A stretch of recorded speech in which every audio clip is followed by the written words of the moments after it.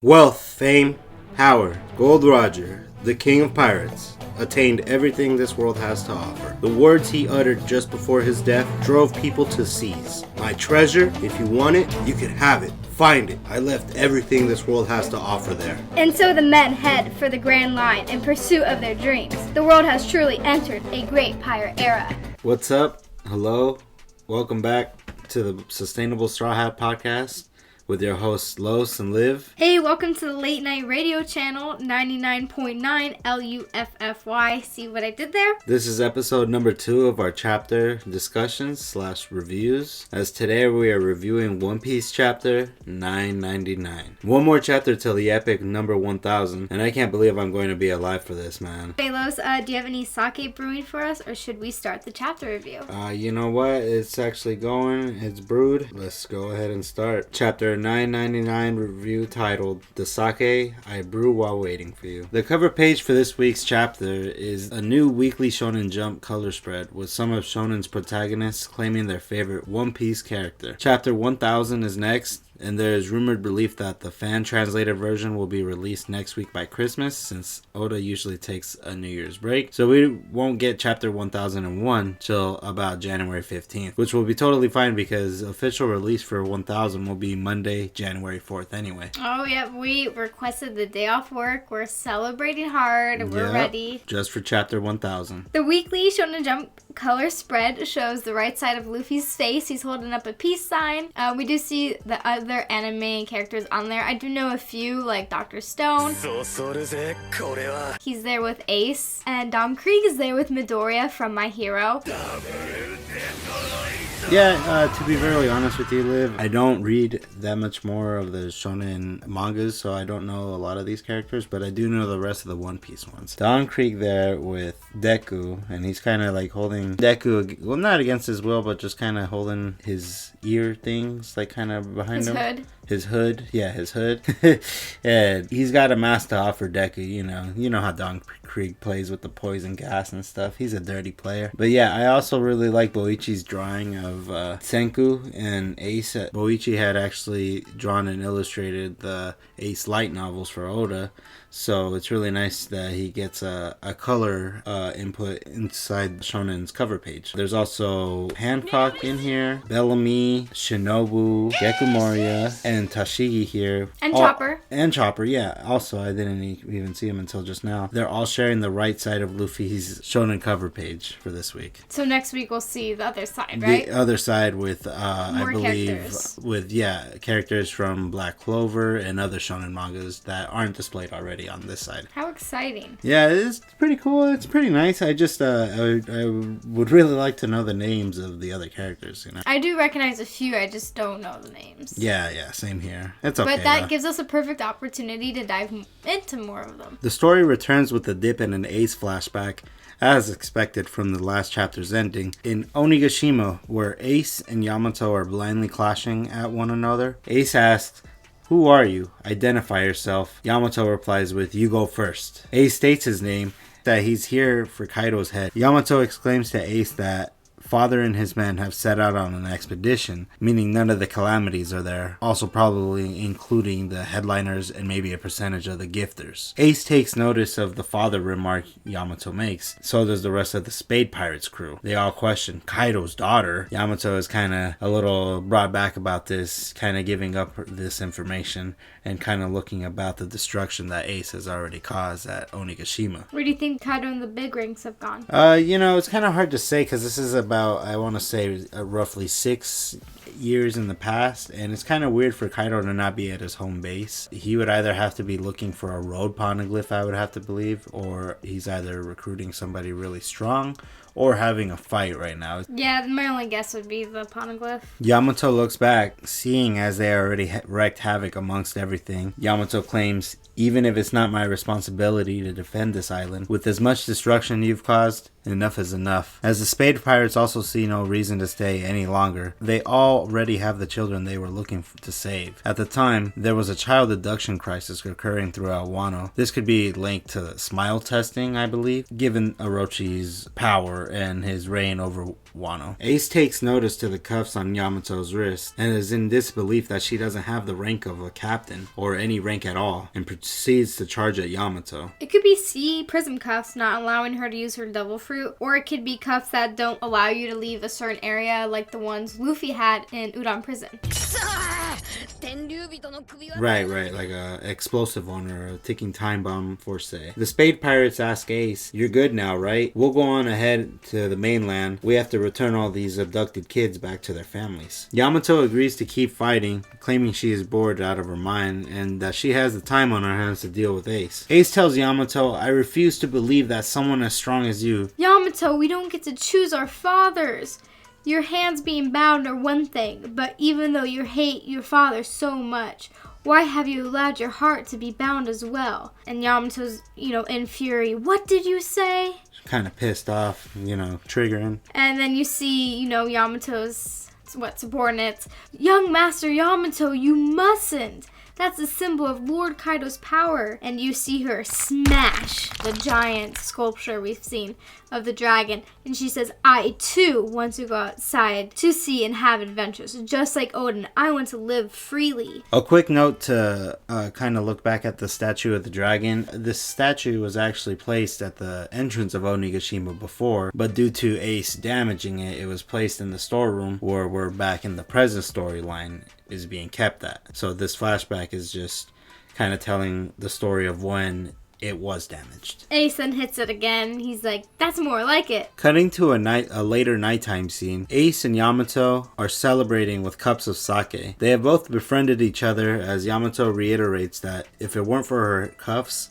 she would venture out to sea. Yamato proceeds to ask Ace, "Hey, tell me, how is it like outside Wano? A lot of youngsters have started setting out to sea, right?" Youngsters?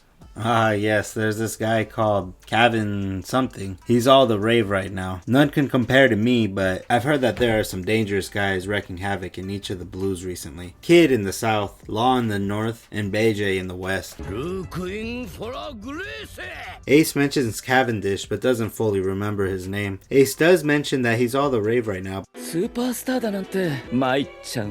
but doesn't compare to Ace and himself. Yamato begins asking about the other pirates and she's heard of, and it's kind of cool to see that she's heard of Beijing, Kid, and Law already before Luffy's even set out to sea, so they've had their adventures already. That being said, Ace brings up Luffy as his little brother and claims that he's going to set out to sea in a couple years and surpass all the other pirates Yamato mentioned. Ace has his sake in his hand, tilting up his hat, with the bottle. He said, "That said, the most formidable of them all will set out to sea in a few years. My little brother. He will sure stir up a storm." Yamato's complaining, "How many times are you going to tell me about your brother?"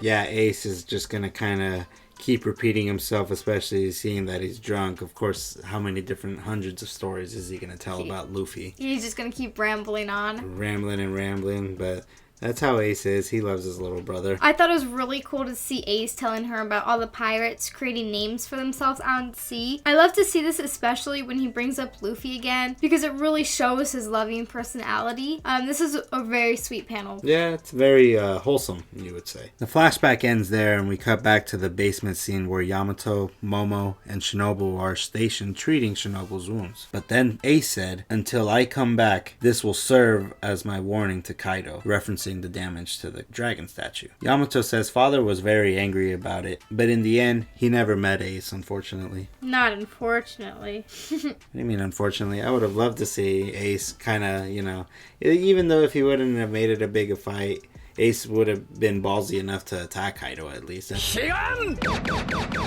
would have went for a big fire fist to the face. Oh, yeah, I guess so. Yeah, it would have been nice to see at least. Momo is collecting his thoughts after being spilled all this background info of the statue, but is also alarmed that Kaido is Yamato's father. Yamato says, "Yeah, Kaido is my father." And Momo and Shinobu in a funny scene are all twirling and skedaddling back away from Yamato. Like, "What?" "Oh, sorry, I forgot to tell you," Yamato says. "But I really, really despise that man. Remember, I told you that I'm Odin, didn't I?" Momo just keeps telling Yamato that she's just not making any sense. Yeah, poor Momo, he probably can't grasp what Yamato is saying. first claiming to be his father and then saying she's the daughter of the person who killed his father. If you look at it at the angle that Momo is just a kid, he hasn't healed yet. This is still brand new to him. Yeah, it's a fresh wound. This is only a couple months back in comparison to the 20 years that everybody else has experienced. So Momo is, I don't know. It's kind of hard to tell on where he stands about when his father's name is mentioned, if it's a triggering emotional feeling for him, or if he just stands kind of proud knowing that Odin is his dad.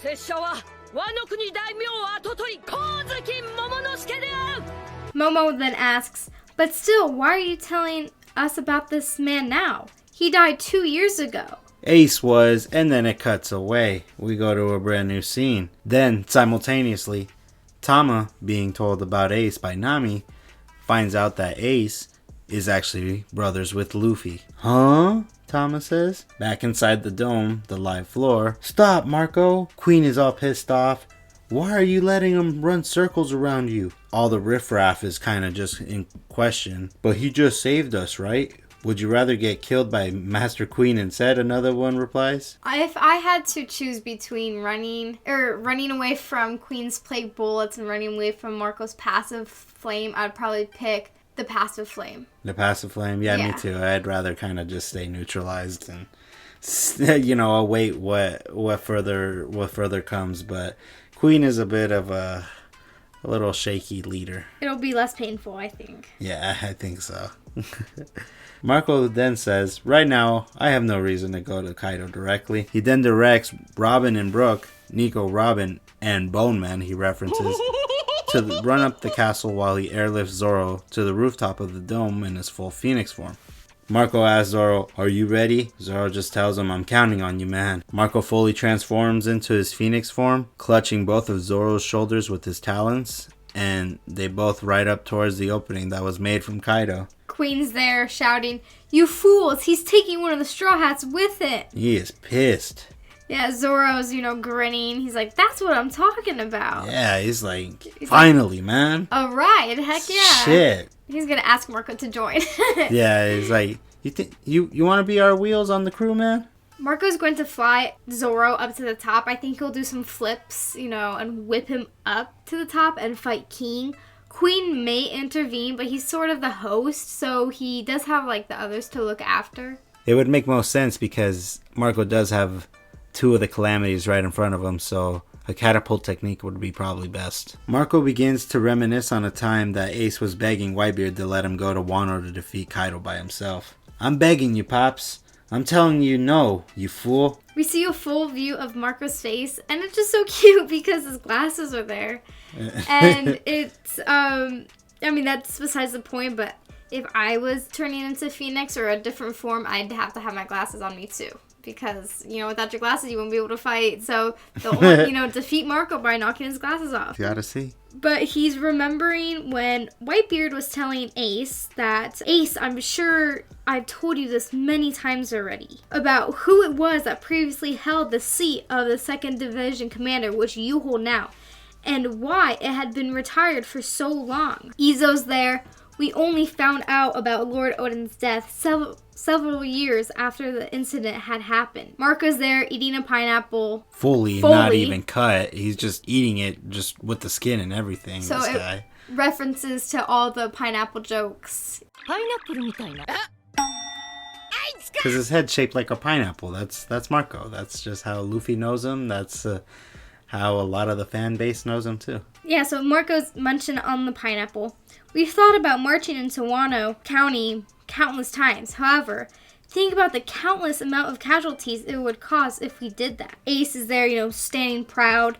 Then let me go by myself. I made a promise. Yeah, Whitebeard gets frustrated with Ace's remarks and swings at him, a man that even Kozuki Odin couldn't take down. You think you could beat him? Don't be so full of yourself, Ace. Which we all know how stubborn Ace is. Then there's a small panel with Blackbeard laughing and overhearing the situation and says Captain Ace just wants to take down the big shots and make a name for himself. Marco tells him to shut up. Ace isn't doing this just to acquire fame. Blackbeard also says that Odin was really strong, so maybe that's, he does acknowledge his strength. Yeah. Onside the head by Pops, he's got 2 goose eggs popping out at the top of his skull. Damn it.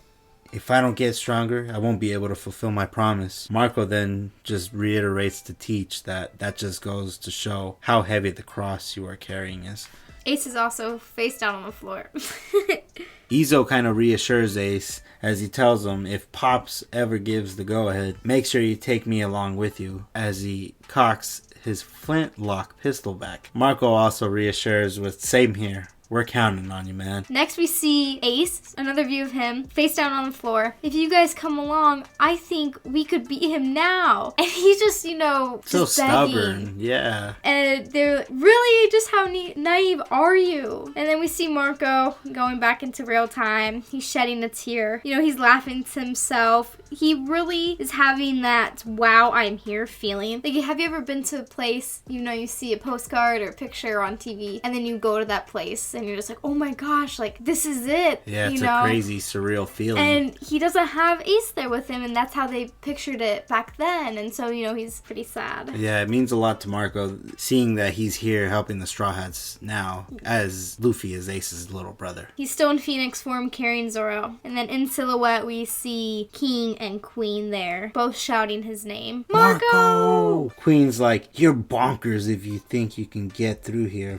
easily. By now, the samurai are all probably dead, as he's fully transformed into his Brachiosaurus dino form. King reiterates, all that's left is to kill Kozuki Oden's son, and this battle will be over, as he's in his full Pteranodon form. And King's right, you know, why isn't everyone just going for Momo? Yeah, that is the main goal here. Everybody should just be kind of looking for him and full priority on finding him. Full priority on finding him and full priority on protecting him. More people should be with him. Yeah, it's kind of funny how that's not the main focus here, huh? To both the Calamities. If you really think that, then you're in for a mean surprise. Right now, you guys are facing against the new generation. Queen then, I don't know, it's kind of strange. He cocks back his neck and a gun pops out of his mouth. No, he opens his mouth. Opens his mouth. Shut your trap, you bird bastard. And he starts shooting Marco, but it's not doing anything because he's a phoenix, you know. I mean, you can hit him as many times as you like, but it's really not doing damage. It is doing damage, but it's just he's healing himself so fast. He's just healing himself up so fast that it really just doesn't matter in real time. We see the Koma Inu, you know, Thomas speaking.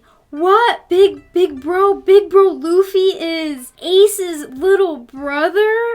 You know, she has her mouth wide open, tears streaming. Oh no, I was so harsh to Big Bro Luffy earlier. Nami's reassuring her, it's alright. You know, if it really bothered him, he would have said something back to you. But more importantly, let's do it. That plan you laid out. Dun dun dun. Yeah, Tama, the 7-year-old 25D chess player, she's got something drawn up for the Straw Hats, or at least for Nami and Usopp, so let's see what she's got. Yeah, I hope it doesn't have much to relate to her devil fruit power. You know, I want to see it used, but I don't think that should be the dominant in the next fight. Right, I want it to be used effectively, but not too prominently. I want to see Nami and Usopp use their own moves against the Flying Six. Yep, exactly, and then have Tama's reassurance. But, you know, we'll see if their plan, you know, works out. Mm-hmm. And then we also see, at the same time, how you mentioned earlier, Momonosuke, shocked face, he's still bruised up. What? He was Roger's son and Luffy's big brother? Is that really true? Yamato then clenches Oden's logbook. You were the ones who brought Luffy to Wano, weren't you? Indeed, there are as many pirates as there are stars in the sky. And among all of them, somehow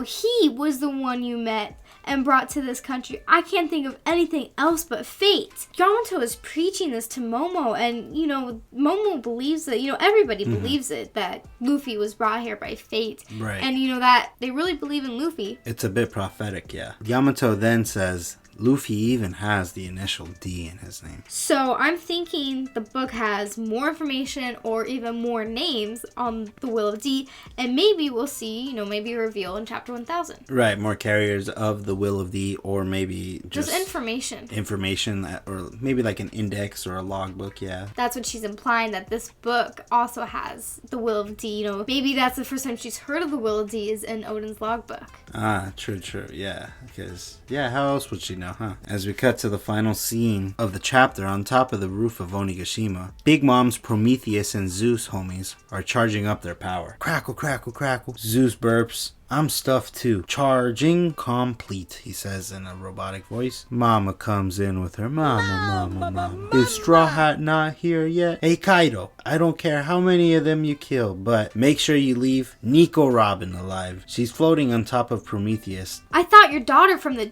three-eyed tribe could read the ancient texts. Mama says, oh, Pudding, I can't wait any longer for her true awakening. Where are you planning to drop this island anyways? Kaido grumbles. In the flower capital, there is still a castle that serves as the symbol for the Kozuki clan. Mama laughs. Aren't there in the middle of a festival? Quite a lot gonna die. I don't care. It's easy enough to obtain more slaves. Kaido says, yeah, as his dictator tone takes over. Chugging down his sake, laughing. It'd make a great capital for new Onigashima. He's picturing his new vision, like a vision board. Mama blurts out, is there a road poneglyph there? Big Mom doesn't have much reason to be in Wano. And when she asks about the poneglyph, that's the only reason she wants to be on Kaido's good side. You know, but as soon as she's getting what she came for, she's gonna leave. Yeah, she's just gonna, hightail it out of there. And she's asking so many questions and so many commands to Kaido, but, Kaido's in charge here. Yeah, he's the captain of the 100 Beast Pirates, not Big Mom, and Big Mom doesn't have her crew to back her up right now, so... He's just gonna, slap her, stop telling me what to do, stop asking my questions, stay out of my business, why are you even here? Yeah, he's just gonna be like, stay out of my business, old hag. Yeah, he's gonna get annoyed. I'm surprised he's not annoyed already. Yeah, seriously, I'm surprised he's even this patient with her. Oh, but actually, in the next panel, he isn't impatient with her. Isn't it too early for you to be showing your true colors? You could see the veins in his, face. Yeah, Kaido already suspected Lin's nature. Big Mom gets a little frustrated and tells Kaido, don't belittle me. Even now, I still think of you as a little brother. On that day, at God's Valley, when the Rocks Pirates fell to ruin, I was the one who gave you your mythical type fish fruit. You owe me a lifelong debt, Kaido. Kaido then just brushes it off and says, say whatever you want. We can settle all of this after we acquire the One Piece. This was such a small panel to reveal Kaido's devil fruit power. We've been waiting for this, and here it is in just a small conversation they're having. Small little. You could have missed it, you could have missed it. It's such a small panel. It's such a small panel. It was like the last thing you were expecting to get at the very end of this, but here we are cliffhanged with Kaido's devil fruit, which I was not expecting it to be a fish. First of all, come on, he's a fucking dragon. Come on. I didn't expect it, but I'm not disappointed, because I thought that he didn't have a devil fruit at first. That was the end of the chapter after they claim that they're gonna acquire the One Piece and they'll settle, their whatever beef they have after. But next chapter is 1,000. Can you believe it? That 1000, man. No other manga has done it, and here One Piece is showcasing and pioneering what this adventure is all about. We don't know Kaido's model type for the fruit, right? For the fish. It just, mythical type fish. There is a legendary about the koi. So should I tell you the legend? Yeah, actually bring it up, yeah. So koi are rewarded for their perseverance and determination and turned into a dragon after climbing up a waterfall. This ancient tale tells a huge school of koi swimming upstream a river, gaining strength by fighting against the currents. When they reached a waterfall at the end of the river, many of the koi turned back, letting the flow of the river carry them away. The remaining koi refused to give up, leaping from the depths of the river. They attempted to reach the top of the waterfall to no avail. Their efforts caught the attention of local demons, who mocked their efforts and heightened the waterfall. After 100 years of jumping, one koi finally reached the top of the waterfall. The gods recognized the koi for its perseverance and determination, and turned it into a golden dragon, the image of power, strength, and destiny fulfilled. Koi fish are also symbolized according to their coloration. So, since Kaido is a blue dragon, blue is often associated with the role of the sun. It represents tranquility. Koi is often associated with samurai warriors in Japan. So, now that we know this, this brings a huge thing into the One Piece world about fish, devil fruits.